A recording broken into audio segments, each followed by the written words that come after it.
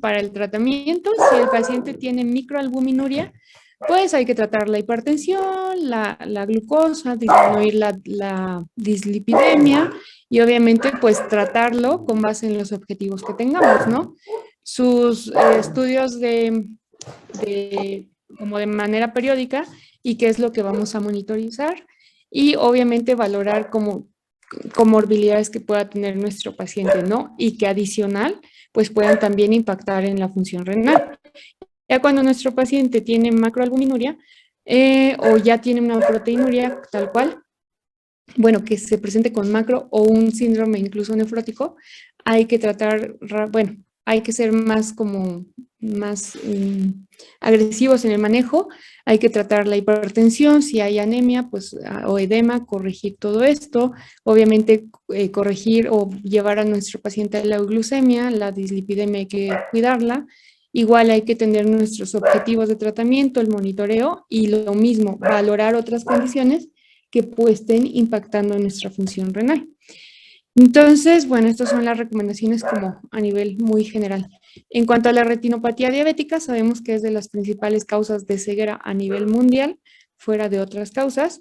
Y lo mismo, las recomendaciones en cuanto a las revisiones iniciales son las mismas que para la nefropatía. Pacientes con diabetes tipo 1, la revisión oftalmológica debe ser, al menos la inicial, 5 años después del diagnóstico, y en pacientes con diabetes tipo 2 deben de tener una evaluación desde el inicio, o sea, en el momento en que se hace el diagnóstico. Recuerden que este exceso de glucosa lo que va a causar es una pérdida de pericitos, un engrosamiento de la membrana basal y cambios en el flujo del sanguíneo a nivel de la retina. Todo esto va a conducir a la formación de microneurismas, de hemorragias retinianas. Va a haber también alteraciones. Santi, vuelve a entrar, mi amor. Va a haber isquemia retinal y bueno, vamos a tener un incremento de los factores de crecimiento, sobre todo de este factor de crecimiento endotelial, que va a estar bien implicado en la fisiopatología de esta y que actualmente ya los oftalmólogos están utilizando fármacos contra esto, ¿no? Cuando tenemos un exceso de estos factores de crecimiento, que vamos a tener la neovascularización de la retina y del iris, y vamos a tener ya lo que sería una retinopatía proliferativa. Ahora, recuerden que la retinopatía se va a clasificar cuando no hay retinopatía y después si es leve, moderada, severa, dependiendo, ya son cosas muy del oftalmólogo, ¿no? Pero dependiendo como el daño de afectación y ya tenemos la retinopatía proliferativa. Y cada una de estas, o sea, la proliferativa o no proliferativa, puede ir a su vez acompañada con el edema macular, que también va a estar clasificado, ¿no? Igual según la cantidad que esté afectado ahí de la retina. Entonces, son dos cosas diferentes que pueden ir juntas o pueden ir separadas, pero acuérdense que la retinopatía va a ser proliferativa y no proliferativa. Proliferativa cuando ya hay como vasitos ahí nuevos. Entonces, bueno, yo no soy experta en ver eso, pero se supone que aquí están todas las lesiones, ¿no? De las retinopatías, tanto las proliferativas como no proliferativas, y aquí pues nos va diciendo, ¿no? Y nos va señalando. Pero aquí esto sí lo reconozco, esto ya es cuando le dan láser al paciente. No sé por qué eso lo reconozco, pero bueno. Ahora, en cuanto a la neuropatía diabética, les decía que la hiperglucemia crónica, por varios mecanismos que ya vimos ahí en la cuadrito inicial, puede causar neuropatía sensorial y motora y puede afectar también al sistema nervioso autónomo y dependiendo dónde esté la afectación, pues darnos el cuadro clínico, ¿no? Algo importante de la neuropatía diabética es que se va a desarrollar o va a estar asociada con una hiperglucemia muy, muy, muy crónica. O sea, esto no es algo que vamos a ver en los primeros años del diagnóstico del paciente, sino que esto ya va a ser algo como más terminal. Ahora vean cuántos tipos de neuropatías. La más común va a ser la neuropatía, polineuropatía distal simétrica, y es lo característico que el paciente va a referir, como que han escuchado de eso del signo del calcetín y del guante. Yo nunca. Entonces, o sea, ¿qué onda con sus clases? ¿No llevaron neurología? No, yo no. Bueno, el chiste es que cuando hablamos del signo del guante y el calcetín, ¿a qué nos referimos con eso? Que el paciente te va a decir que siente como adormecidas las manos y los pies, y por eso ya le llamamos del signo del guante y del calcetín. Puede estar presente solo en los pies o puede estar presente en las cuatro extremidades, pero literal va a estar limitado solamente a las manos y a los pies, o sea, el paciente te lo va a referir, es que sí, literal es como si trajera unos guantes, porque solamente lo que me cubre el guante es lo que siento como adormecido. Puede ahí, además del adormecimiento, pues puede haber las alteraciones en la sensibilidad, que ya empiece a tener esta falta de sensibilidad y que a largo plazo nos pueda condicionar el riesgo de úlceras, ¿no? Entonces, esta polineuropatía simétrica distal va a ser la más frecuente en los pacientes con diabetes y también esto les va a causar dolor, ¿no? Ahora vemos aquí hay las neuropatías autonómicas que pueden ser cardiovasculares y son todas las alteraciones que puede tener gastrointestinales. Y vean esto importante, ¿no? Puede el paciente tener una muerte así súbita.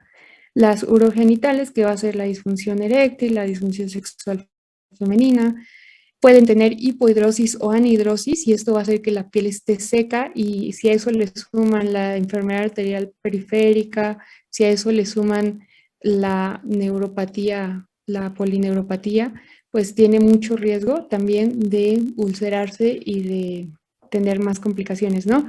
Lo más común entonces es esto, pero a veces el paciente va a llegar con mononeuropatías, que en muchos casos primero habrá que descartar otras causas y posteriormente llegar a la conclusión de que pues sí es asociado a la diabetes. Es menos frecuente esta presentación, pero existe, ¿no? Y también menos frecuente va a ser la radiculopatía o la poliradiculopatía y de hecho siempre va a ser como de descarte. O sea, en estos pacientes siempre habrá que descartar las otras causas más comunes para decir que es asociada a la diabetes. Entonces, la neuropatía periférica, en la que decíamos que es simétrica y es distal, va a ser va a ser de las principales complicaciones en estos pacientes con diabetes. Y pues puede ser desde sensorial o puede ser una combinación de sensorio-motora y esto nos va a incrementar el riesgo de ulceración y de amputación.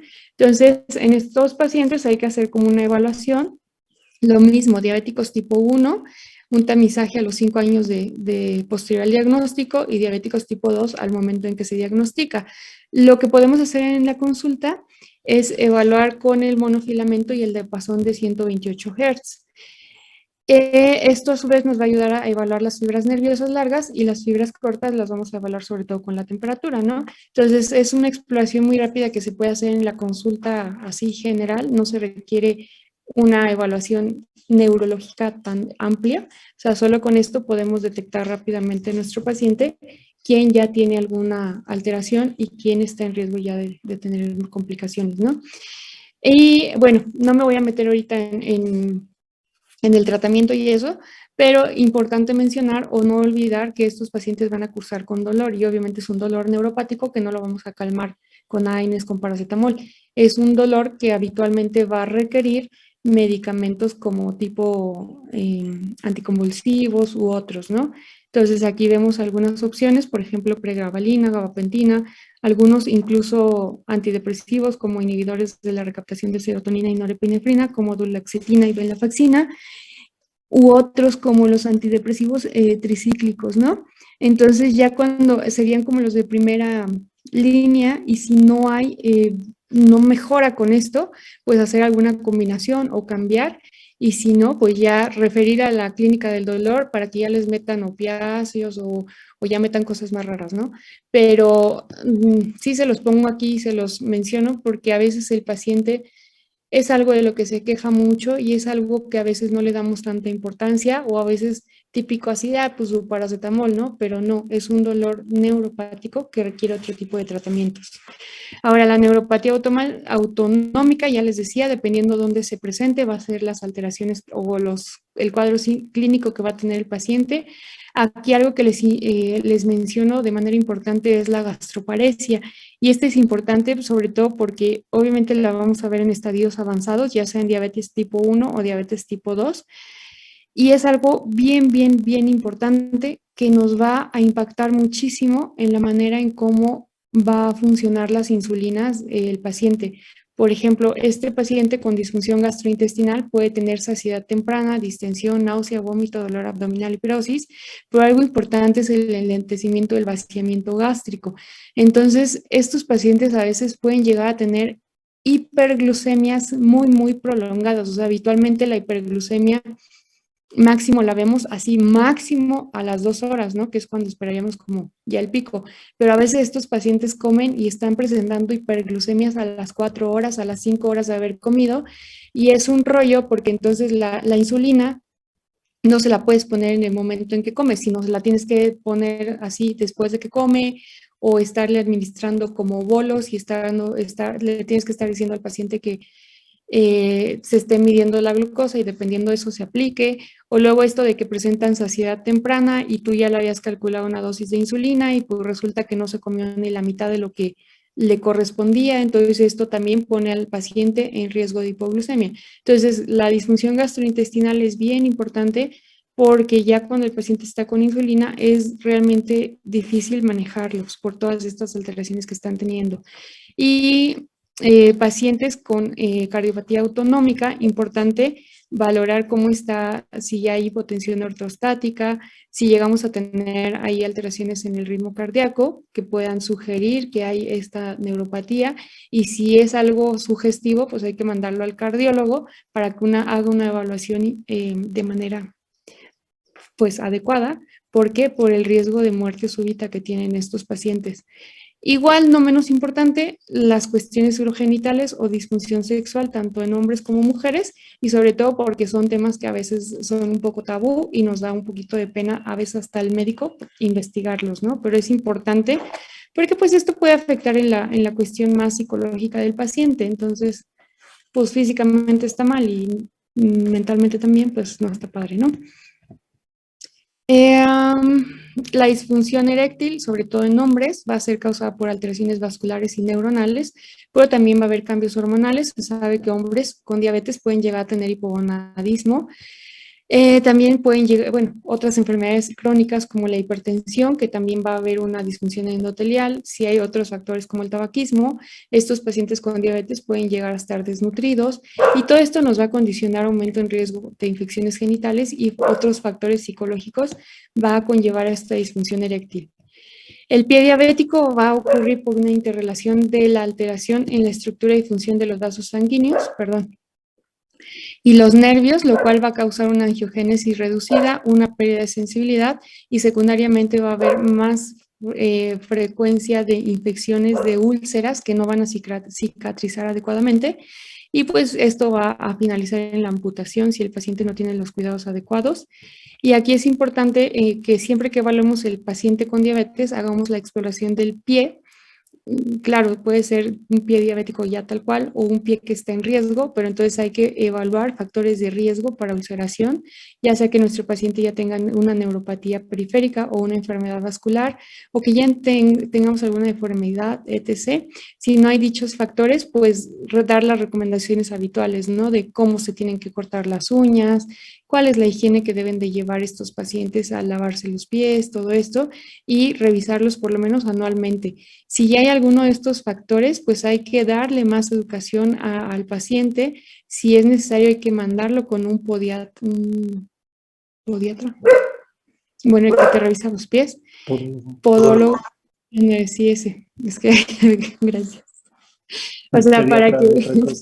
Podiatra. Y esto es importante, la verdad es que también son cosas que muchas veces son bien olvidadas en la consulta y que a veces, esto es en serio, chicos, a veces nos van a llegar pacientes que desde que te llegan a la consulta se ve que vienen sucios, que vienen del trabajo, que vienen de no sé dónde, y lo que menos te dan ganas es revisarle el pie, ¿no? Sinceramente. Pero es algo que lo tenemos que hacer y que no nos debe dar ni asco ni nada, porque es parte, pues, también de nuestra formación, ¿no? O sea, ser respetuosos en ese aspecto. Entonces hay que ver desde cómo se está cortando las uñas, hay que ver entre los dedos que no haya ya como ulceraciones, resequedad, hay que revisar que no haya en la planta de los pies algún callito o algo, porque de verdad, si nosotros no le decimos a nuestro paciente qué hacer, o sea, eso de secarse bien entre los dedos antes de ponerse calcetín, de hidratarse la piel o de ponerse talco cuando hay un exceso de sudoración. O sea, de verdad que a veces son cosas tan básicas y tan sencillas que rápidamente podemos hacer en la consulta y que no lo hacemos y que nos pueden, bueno, a nosotros no, al paciente le pueden evitar a largo plazo muchas complicaciones, ¿no? Entonces es importante todo esto y evaluar bien cómo está la piel, cómo, si ya hay alguna infección, si ya hay úlceras, si ya hay deformidades, ya cómo está la masa muscular de la pierna, del pie, todo esto, lo del monofilamento, lo del diapasón y los pulsos, ¿no? O sea, a veces desde tocarlos, ver que están presentes, que se sienten bien, pues es importante. Ya cuando queremos una evaluación, encontramos algo raro o no sabemos qué es lo que estamos encontrando, pues más vale referirlos al especialista, ¿no? Y no olvidar lo que les mencionaba, el paciente con diabetes tiene más riesgo de enfermedades en general periodontales, la enfermedad diabética ósea. Aquí valdría la pena en algunas mujeres, sobre todo, no esperarnos hasta los 65 años para hacer una densitometría, sino quizás pedirla antes, ¿no? Y obviamente ver las alteraciones cutáneas, ya que el paciente tiene mayor riesgo de infecciones cutáneas, cándida, sabemos que cándida vive en nosotros y que no representa mayor problema, pero el paciente con diabetes es un paciente que está inmunosuprimido, entonces puede tener una infección por cándida. Entonces hay que, no nada más las complicaciones crónicas van a ser las clásicas que ya conocemos, sino también no hay que olvidarnos de todo esto. ¿Dudas? Bueno, les voy a pasar al doctor Carlos Betze porque él les quiere hacer algunos comentarios un poquito más puntuales y útiles que les puedan llegar a servir. Bueno, si tienen dudas. Ah, pero ¿tienen dudas? Para el pie diabético, ¿qué cuidados, bueno, ya que no padece el paciente, cómo Mira, se debe tratar? ok, desde las recomendaciones así bien básicas de hidratar la piel, obviamente, o sea, por eso es importante que ustedes vean el pie de su paciente, ¿no? Si ven que la piel está como reseca, pues hay que decirle al paciente, tienes que ponerte crema en los pies, ¿no? O sea, hidratarla.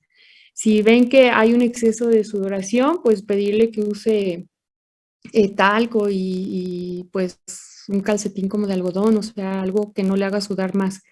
Siempre decirle al paciente que después de bañarse o de mojarse los pies, limpiarse, lo que sea, tiene que secar bien entre cada dedo. Esto con la finalidad de que no quede humedad y que esa humedad no sea como una fuente ahí de, pues después de alguna infección micótica sobre todo. Las uñas, recordar que siempre el corte tiene que ser cuadrado, o sea, eso de que a veces tenemos la mala costumbre y nos hacemos así una uña redondita y así, pues no, tiene que ser un corte cuadrado para evitar que esta uña se vaya a enterrar y que después sea como una causa ahí de infección. Hay que revisar bien en cuanto a, digamos, la piel de la cara plantar, porque a veces por cómo pisamos o si este paciente ya está teniendo algunas deformidades del pie, va a modificar sus sitios de presión. Entonces, en vez de tener como callos donde habitualmente podríamos tener los que es talón o como en el metatarso, pero obviamente en la cara plantar, pues el paciente puede llegar a tener como callitos en otros sitios porque ya está apoyando mal. Entonces, también si hay callos, hay que mandarlo con el podólogo para que sean retirados de una manera adecuada y evitar, bueno, decirle al paciente que él no se los esté quitando, porque hay gente que se los lima y, o sea, se hace 20,000 cosas en el callo con tal de quitarlos, ¿no? O luego cuando tienen estos como el llamado juanete, pues también esta como saliente ósea que se hace en el juanete, también es un sitio de presión anormal. Entonces hay que también decirle al paciente de un calzado adecuado. Lo ideal es que si pudieran usar un calzado para paciente con diabetes, sería lo adecuado. Pero si no, por el costo, pues a lo mejor sí recomendarle un calzado suave, que no esté como muy estrecho, sobre todo en la parte de adelante, que es a veces donde más llegamos a tener como sitios de fricción ahí más constante y con una plantilla pues más o menos adecuada, ¿no? O sea, sí les digo, lo ideal es que usaran este tipo de calzado para diabetes. O sea, son como de los cuidados más así generales que le podemos decir al paciente. y ya va a depender si hay úlceras o no, pues bueno, ya sería el cuidado de la úlcera como tal, pero ya sería otra cuestión. No, te pregunto eso, Mm. sobre el cuidado de la úlcera. Pues es un cuidado de una herida de segunda intención. Ah, sí, los cuidados de la úlcera. Siempre acuérdense de decirle a su paciente agua y jabón, Y ya. y ya, nada más. No le recomienden otras cosas, realmente no hay nada recomendado para las úlceras. O sea, en serio, el paciente a veces se pone de 20,000 cosas que les recomiendan. Entonces, no, es agua, jabón, que esa úlcera se mantenga seca y obviamente estar vigilando que no haya secreciones, cosas así, que tal vez ya requirieran algún tratamiento ya con antibiótico, ¿no? Pero es agua, jabón, y si se requiere debridar, pues hay que recomendarle al paciente que vayan a su centro de salud, o sea, todo eso se los pueden hacer, las curaciones se las pueden hacer en los centros de salud o en las clínicas familiares, ¿no? Del IMSS, por ejemplo. Entonces, si el paciente no lo puede hacer o no lo quiere hacer porque pues no tiene el entendimiento de cómo hacerlo, recomendarle eso, que vaya a su clínica familiar y es lo que le van a hacer, agua, jabón y es todo. Pueden hacer eso en el consultorio también. Sí, o en su consultorio. O sea, es algo que ustedes pueden ir haciendo sin mayor problema. ¿Dudas? Gracias, doctora. Ujú. Doctora, ahorita que comenta eso de las curaciones del pie diabético, ¿cuándo ya podemos decir que pues las curaciones ya no son lo suficiente o bueno, lo ideal y lo mejor sería pues la amputación? Eso sí que se lo Eh, y yo le respondo eso. sí, adelante. Pues mira, primero cuando tienes ya una úlcera en la que tú ya no puedes debridar con una simple gasa. Por cierto, cuando tengas que hacer esas curaciones, las tienes que hacer salvajes, tienes que hacer algo que se llama escarificación, que es que tienes que remover todo el tejido muerto hasta que sangre para que genere costra y eso pueda hacer un cierre de una herida por segunda intención. Supongo que ustedes ya llevaron cirugía, ya saben lo que es una herida de segunda intención y cómo se maneja. Pero como le dice la doctora, si no se acuerdan, eso es agua y jabón y nada más. Entonces, si la exploración física de tu paciente te da a entender o te hace sospechar siquiera que tiene conejeras, eso es una indicación de que a fuerza lo tiene que ver un cirujano. Ahora, cuando tienes una herida así, en general que no puedas ya lavar, que ya tengas una forma o ya hasta el hueso, y por ejemplo tengas datos de osteomielitis, eso ya es una indicación de que tiene que evaluar un cirujano. Puede ser un traumatólogo, puede ser un cirujano, dependiendo de hasta qué nivel consideran que está ya el foco infeccioso. Y por lo tanto se decide si tu operación va a ser una amputación transtibial o supracondiliar. Ahora, no solamente los pacientes tienen complicaciones de la herida, también tienen, como les dijo la doctora, complicaciones de enfermedad arterial periférica. Si ustedes tienen un pie que ya no tiene pulso, aunque todavía sienta, aunque todavía lo mueva, si ya tiene ausencia de pulsos, ese pinche pie va a ser nada más un foco de complicaciones y hay que quitárselo.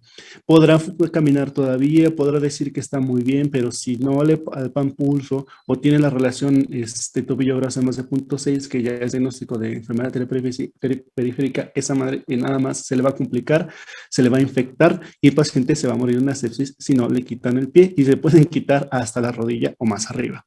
Entonces, depende de qué tan avanzada está tu microangiopatía, depende del tipo de tu herida, depende de la complejidad de la misma, pero por regla general es eso. Si tu paciente recurre una y otra vez o además es un paciente cuya herida sabes que por su condición, ya sea emocional, personal o socioeconómica, porque es un paciente abandonado, porque es un paciente que sabes que no tiene un buen apoyo al tratamiento, esa úlcera tarde o temprano se le va a complicar. Y si no estás seguro de que el paciente va a tener los cuidados que requiere un pie diabético, córtaselo. Córtaselo porque si no, nada más va a ser una fuente de complicaciones y se va a morir por eso. Entonces, realmente decir qué criterios existen para definir cuándo un pie diabético se tiene que amputar depende de funcionalidad, depende de complejidad y depende del criterio del propio cirujano que lo vea, porque va a haber personas que particularmente los traumatólogos más viejos, que les gusta despedazar al paciente. Primero le quitan un dedo, después le quitan otro dedo, luego le quitan los metacarpos, luego le quitan los calcáneos y así van por cachos. Hay gente que todavía hace eso. Y en realidad lo que más te va a afectar es la marcha de tu paciente, por lo tanto se va a madrear su cadera. Y al final eso es lo que va a complicarte con otras cosas. Entonces, es difícil que te pueda definir exactamente en qué momento ya lo cortas y qué no, pero eso es más una evaluación tuya y cuando lo contrarrefieras, lo que el cirujano le proponga al paciente, porque al fin y al cabo, si el paciente piensa que si lo amputas no se va a ir cojo al cielo o algo así, no sé, hay una religión que sí dicen eso, que no se quieren amputar porque no se reciben completo, no lo recibe completo Dios, algo así, pero son gente que prefiere morirse antes que lo amputes. No sé si eso responde a tu pregunta. Sí, doctor, gracias. Entonces, rápidamente. ¿Qué necesito que se aprendan de esto? A ver. Primero, esto. Un paciente diabético se va a morir igual que todos ustedes. Igual que todos nosotros, todo lo que vive se muere. Pero ¿qué es lo que le va a matar? Va a ser un infarto. Sí, le puede caer un rayo, se puede resbalar con la cáscara de un plátano, sí, pero lo más probable es que si no pasa nada de eso, se le va a cargar un infarto, ya sea del corazón o del cerebro. Por eso, a todo paciente diabético le van a sacar riesgo cardiovascular. Eso es a fuerzas, a todos, en el momento en que les llegue. No importa si al fin y al cabo lo van a contrarreferir, hagan al menos eso. Y por lo tanto le inician estatina conforme regrese. ¿Qué es la segunda cosa que mata a los diabéticos? Las infecciones. La sepsis, como les dije en la clase que les di, mata y mata muchísimo. También lo puede matar la cetoacidosis, lo puede matar el estado epiglicémico, lo puede matar una infección oportunista, lo puede matar un cáncer, pero lo más probable es que se va a morir de un infarto y por eso lo tienen que estadificar. A todos. Entonces, aquí está el infarto, es lo mismo. Muchos pacientes les va a llegar así infartados y ni siquiera van a saber por qué. Bueno, ¿cuál es la principal razón por la cual existe pacientes con diálisis? Según el Colegio Mexicano de Nefrólogos, la principal razón por la cual la gente está en diálisis es por la pinche diabetes. Entonces, a todo paciente que recién diagnostiquen con diabetes o a todo paciente que ustedes lleguen y reciban con diabetes, lo van a mandar a 3 cosas. Primero, a que haga ejercicio, que baje de peso y que deje de fumar. A todos les van a poner a hacer dietas, van a tener una vida saludable, les van a dar recomendaciones. Ya llevan nutrición, pues yo creo que lo llevan en 6º. Y pues ya deben saber cómo manejar una dieta. Ahora, les dijo la doctora algo muy importante, los triglicéridos se controlan con el azúcar. Si su paciente deja de tragar azúcar, harinas y demás, se les va a bajar los triglicéridos por arte de magia. Y van a ver qué paciente realmente se está controlando cuando vean sus triglicéridos. Quién le está haciendo cambios en la dieta y quién se está haciendo magia. Ahora, lo segundo que van a hacerle es mandar a sacar un fondo de ojo a todo paciente diabético que recién lo diagnostiquen o que le pregunten, ¿ya se hizo su fondo de ojo? Lo van a mandar con el oftalmólogo sí o sí. No me importa si lo mandan a la clínica, no me importa si ustedes lo refieren, a todo paciente diabético tiene que tener su fondo de ojo. Le preguntan si él lo tiene y si no lo tiene, lo mandan ustedes. Otra cosa, a todo paciente que diagnostique con diabetes o que reciban, le tienen que sacar una creatinina y su tasa de filtrado glomerular. Y si pueden, también sus proteínas, porque ya les dije, la principal razón por la cual los pacientes entran en diálisis y están con un catéter en la panza o en el cuello es la diabetes. Y ya les dijo la doctora, también la ceguera es la principal causa. Ahora, de la neuropatía, ¿qué necesito que sepan? ¿Cuál es la complicación más peligrosa de la neuropatía? Como ya dijimos, el pie diabético. ¿Cuál es la más discapacitante? El pie de Charcot. ¿Alguna vez han visto un pie de Charcot? ¿Nadie? No. Bueno, ¿han visto imágenes de un pie de Charcot? Si no lo han visto, búsquenlo. Y es la cosa más patética que le puede pasar a un pie. Es un masacote de músculo, hueso y grasa que no sirve para nada y que nada más tiene el paciente ahí arrastrando. Y es lo más discapacitante. Esa cosa no sirve ni siquiera para apoyarla y solamente es un foco de complicaciones. Es una degeneración articular muy agresiva que además se puede combinar con el pie diabético. Entonces, tienen que tener esas 3 cosas en mente. Su paciente siempre tienen que tamizarlo de lo cardiovascular, lo van a mandar con el oftalmólogo y si no lo han mandado, lo hacen ustedes y lo van a tamizar de lo renal. ¿Les queda claro con eso? Ay, por cierto, no sé si ustedes han visto las lámparas de fibra óptica que venden luego en las ferias. ¿Han visto esas cosas? Que son como mechudos ahí de colores.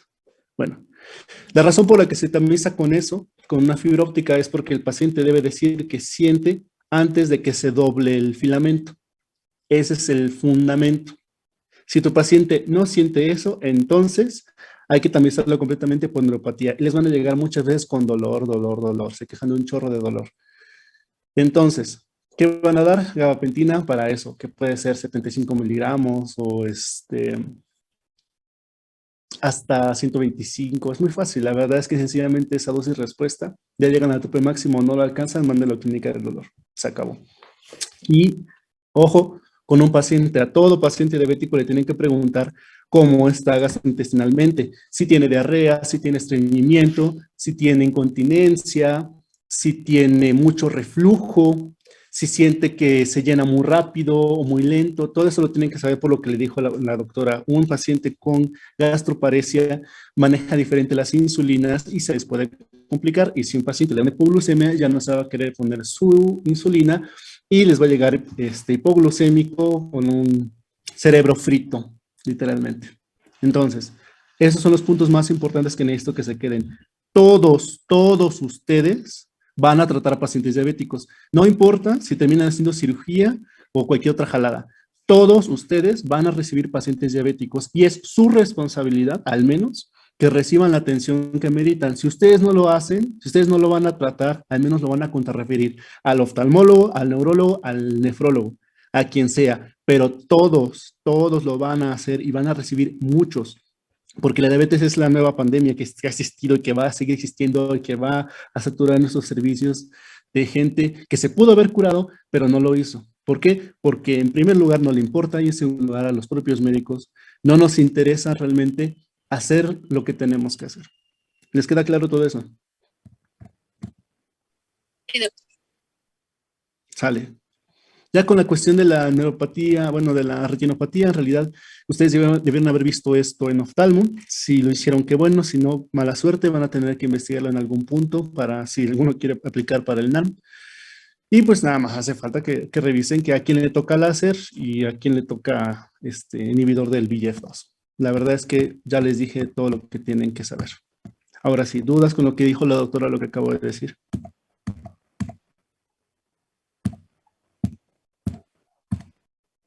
Yo había leído un poquito de que, por ejemplo, estas evaluaciones, al diabético de tipo 2, luego, ¿no? En cuanto se diagnostica, se empieza a evaluar todo, pero, por ejemplo, que a los diabéticos de tipo 1, decían, no, pues puedes comenzar a evaluarlo a los 5 años, ¿no?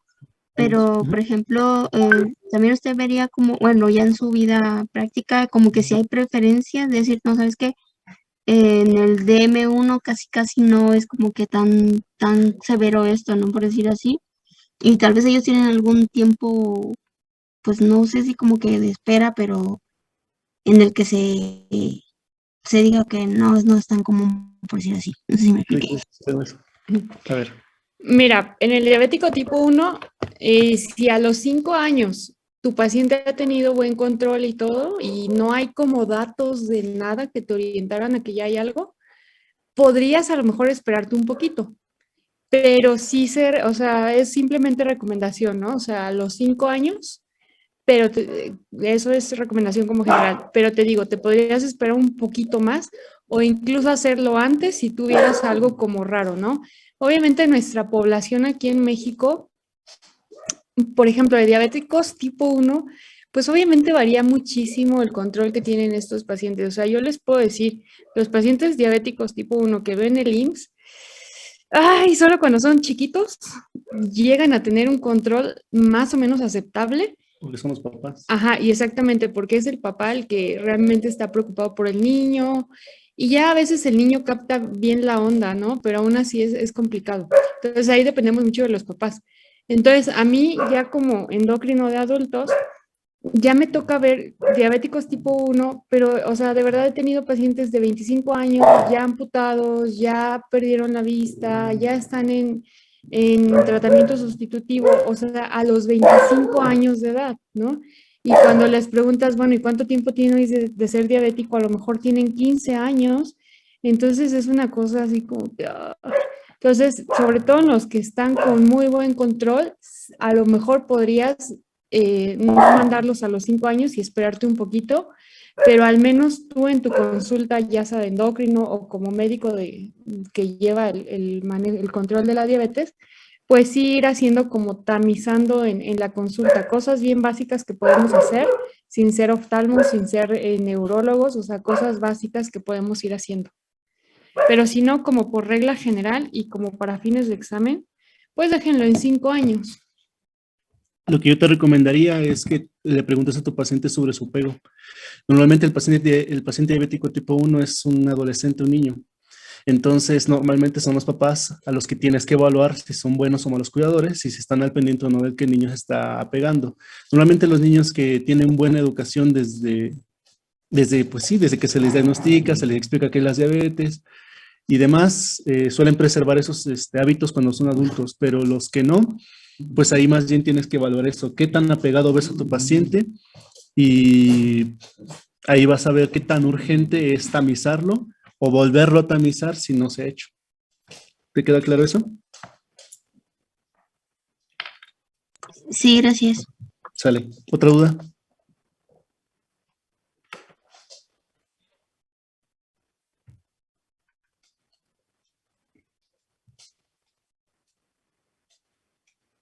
Si no, pues eso sería todo. ¿Quieres decirles algo más? No, ya nada más, para fines de examen, pues ya apréndanse lo que dicen las guías. O sea, de a los 5 años en diabetes tipo 1 y al momento del diagnóstico en diabetes tipo 2, para fines de examen, porque es lo que les van a preguntar. Ya en la vida real, pues uno va a ir valorando, ¿no? Y de hecho, les decía, casi en todos los pacientes diabéticos que llegan a tener neuropatías, pues casi siempre asociamos a que es secundaria la diabetes, pero habrá casos raros con presentaciones como un poquito atípicas, donde primero habrá que diferenciar otras causas antes de decir que es diabetes. Incluso pacientes, o sea, el paciente diabético tipo, bueno, el que sea, puede tener síndrome nefrótico como parte de la nefropatía diabética, pero a veces cuando empieza a ser como, diríamos, rápidamente progresiva, piensen que es otra cosa antes de decir que es cuestión de ahí de la diabetes. Entonces son como algunas cuestiones donde nos vamos a salir de esto que nos dice la guía y habrá que referirlos antes porque estamos pensando que a lo mejor es otra cosa. Entonces les digo, para fines de guía o de examen, apréndanselo de las guías. Vida real, pues ya es diferente. Entonces, ya nada más les confirmo qué día es el examen. Y con esto evaluaríamos, digamos, las 3, bueno, ya este sería su tercer parcial. Ya las otras clases o los otros temas que faltan, realmente ya no los vamos a hacer no los vamos a ver para calificación. Ya nada es para completar su temario. Entonces les aviso del examen y de todas maneras nos vemos para clase el martes. Disculpe, doctora. Ajá. Tengo otra duda por ejemplo, los pacientes fumadores que, pues, digamos, ya tienen la adicción, pero pues lo tienen que dejar, ¿no? Diría que conforme a su experiencia, por ejemplo, chicles de nicotina y demás, ¿sí funcionarían como para poderlos recomendar? Sí, tienes que hacer todo lo que puedas en el fumador para que lo dejes, para que lo deje. Y sí te sirven los parches, los chicles y todo eso, pero en algunos casos incluso habrá que mandarlos a algún tipo de terapia. Lo que más funciona es la terapia conductual. Sí, es lo que más sirve para dejar de fumar. Pero sí, o sea, sí te puedes apoyar y, ay, no me acuerdo, pero hay un fármaco que es el bupropión, que incluso se da para obesidad, pero ese fármaco está para esto de las adicciones. Y para el tabaquismo es muy bueno, pero no me acuerdo si en México lo tenemos. Creo que sí lo tenemos, no me acuerdo. Pero bueno, hay que apoyarte de todo lo que puedas en el paciente que fuma. Entonces, ¿Cómo dijo? ¿Ibupropión? Bupropión. Ok, gracias. Ajá. Pero sí, denle todo, todo lo que pueda. Cognitivo conductual. Sí.